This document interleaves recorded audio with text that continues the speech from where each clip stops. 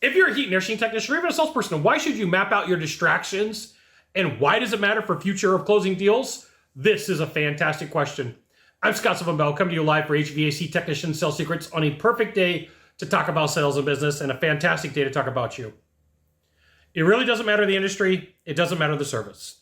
Shiny object syndrome or shiny object syndrome that you don't want, that's a distraction, can cause you from getting clients, closing clients, doing deals.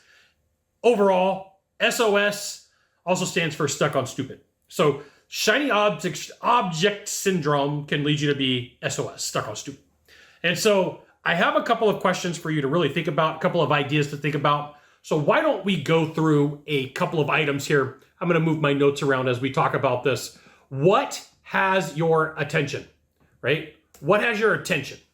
As you are doing your daily items, as you are going through your process, what has your attention? What are you looking at? What are you reading? Who are you talking to? Like, this isn't a complete list just yet, but just really think about, like, okay, if I go through my phone in the last week, who do I talk to the most and when do I talk to them? If I go through my YouTube channel, when am I watching YouTube the most? If I go through my Rumble channel, when am I watching the most? When I go through my podcast, I'm trying to give you as much depth on this. You're like, Scott, I don't do that. Okay, video games. When you play video games, what times? Like, and if you chart this and you take some time to put in this effort, what you're going to find is there's like 1, 2, or 3 things that just chew through your time. And sometimes they're good. Sometimes they're recreation. Sometimes they're bad face, right? Sometimes they're bad for you and you're like, bad face. And they're not working for you. And so one of the things that I encourage my clients that I work with is to go through and map out their last week. Who are you talking to? What are you paying attention to? Because this is a root cause when you're starting to have sales struggles and when you stop closing deals. Now, here's the thing. If you want to be better at sales, you should absolutely join my email publication. Go to this URL, type it into a browser, drop in your name, your email address, maybe your phone number. I'll send you emails. You'll love them. I love them. It'll be fantastic. We'll be good. It's just emails, okay? So let's just go through the list of things that can distract you. Media. You could be on one political side and not like the other. So you watch shows, events. Media could be sports. You're tied to a team. You're tied to a league. It could be, a hobby that you're tied to, and it's talked about a lot on media. Now, media is YouTube videos, Rumble, podcasts, anything that's going to consume that you could probably watch through your phone. Adult entertainment could be media, right? It could be an article, it could be a material possession. Now, I will give you a real life example. I'm refurbishing a vehicle right now. It's got a lot of my attention. And at the end of the day, I probably shouldn't, because it doesn't matter. It's a recreational vehicle that I have just in case the zombie apocalypse.